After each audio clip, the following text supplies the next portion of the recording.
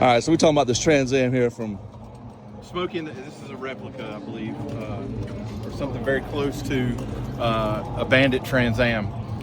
Recently on a television show, there was a sort of a history of Pontiac Motor Division when John DeLorean was the head of the Pontiac Motor Division, and they sort of like thumbed their nose at corporate GM continually throughout the time that he was the director of Pontiac, the performance division.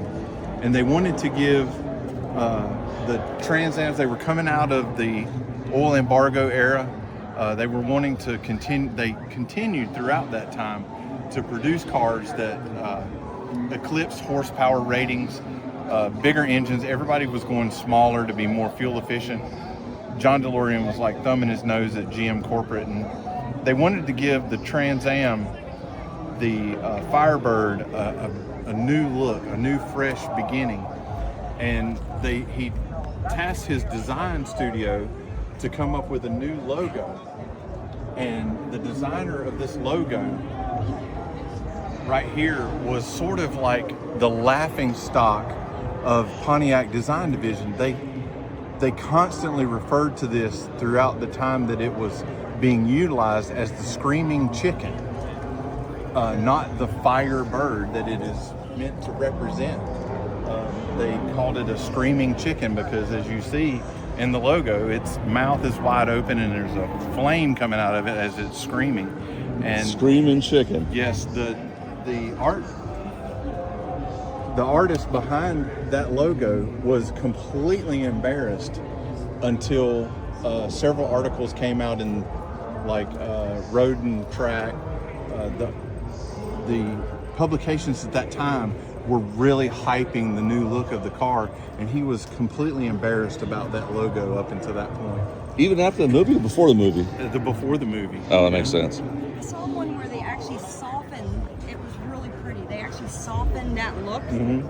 And what they did was, like, in some parts of it, you could almost not see the wings. Yeah. It kind of blended in with the engine, with the hood. Oh. That was beautiful. Because I don't like the Screaming Chicken either. I never did. I love the car. I've always been a fan of it, but I don't like that Screaming. But that one I saw, I loved it. I was like, that's a perfect rendition of it. Yeah, in the history of that logo in itself, the artist that produced it was totally embarrassed of that logo. I just recently heard that. Yeah.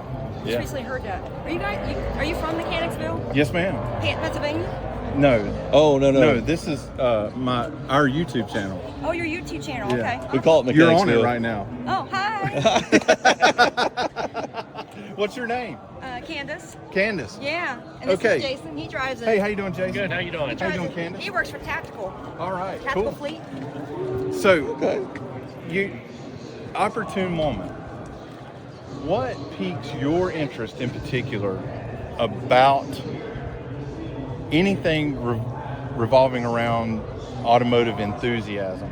Is it car shows? Is it working on the cars? Is it cultivating younger people, which is what we're trying to do? We're working with the Hornet's Nest and Charlotte Motor Speedway Media Partners. We're working with them trying to bring in younger blood into the automotive industry, the enthusiastic side of the industry, to further these things. I mean, what draws you to the enthusiasm part of it? So for me, I have an appreciation. My favorite in these shows are the resto mods, because I know what the work is that goes into them. Whether they do it themselves or they take it to a shop and they have somebody else do it. No The terror, fact that they're suicide. taking these cars, let's face it, they don't have all the safety features. They don't have all the bells and whistles. They don't have all the automatic things, right? So now, when you do a resto mod, they come out, all you basically have left is a shell and the look, right? But now it has all the safety features. That might be what brings the younger kids in, because let's face it, they're used to all the cars that drive for them. That's what these cars need to be. The younger kids don't even know what these cars are. So And they don't even have an interest in looking at them, but because they're old, right? But if you start putting in some of these newer features and putting it out somewhere, then maybe the newer kids might be interested. So that is a continual debate between other folks that we associate with and our other partner.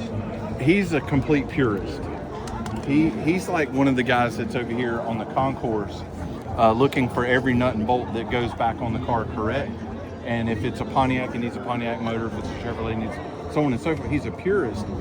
But then I sort of land somewhere in between. I like certain cars to be like a pure car, but then I don't mind the resto mod part. I've seen some really nice You know, resto mods and that you it's- can't it's even tell really- it's a resto mod. Yeah, and you know, that's the juxtaposition of the old guard, or what we call the graybeards, and the newer blood, the newer interest coming in, is that the old guard has got to, as Ash talks about all the time, has got to open up those gates. They've got to, like, you know, stop resisting the urge to condemn those resto mods, you know, and say, well, you know, maybe that technology works in that like it should, you know. Yeah, But and I think the younger generation also, I think they're more drawn right now to all of the exotics that you see around. I mean, there's constant. Oh, the Lambos all the and the Ferraris, all McLarens. those. And there are exclusivities with those as well. I mean, and that's the nice thing about it, and you can appreciate those.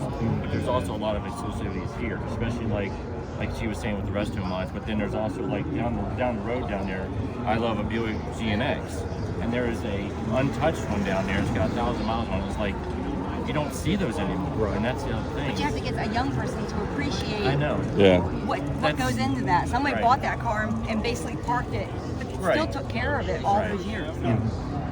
So, But I think like our children, they know a lot about cars Because of us. because we brought them up that way. So I think a lot of people need to bring, when it comes to kids like this, I just think they need to come out and just appreciate what you see there. our son just got a job with Boeing. Nice. He's 19. Nice. So Oh, gonna he's be working set. on airplanes. Yeah. So. But the At other 19, thing, I wish I was that that's dedicated. The thing, the That's older smart. crowd, That's right. I'm older than I look. The older crowd, they're saying that a lot of the older mechanics, the older guys that are doing all the car work, they're retiring or they're leaving the field. So we're not bestowing our knowledge onto these younger kids. Even, I don't even mean young kids, I mean like the millennials and all that. They don't have the knowledge because the Yeah. older ones are leaving. Yeah. So, It's often untapped, but it's hoarded knowledge because of the age gap. yes, absolutely. Thank you guys. Yeah, thank Thanks you. so Thank much. y'all Thank so you. much. This is our Appreciate YouTube it. channel. Nice to meet you. Yeah. Nice to meet you too. In Thank case, you. in case she loses it, I thank got you. you. I got you, big dog. No, thanks guys. Thank you. Oh, thank you. Thank you. She's 100% correct. What's going on, Big Ed? Oh! Okay, man. So that wraps it up, 2026 Auto Fair. If you found a good deal here, have a cool video, or want to show off what you bought here or saw, put the link description below.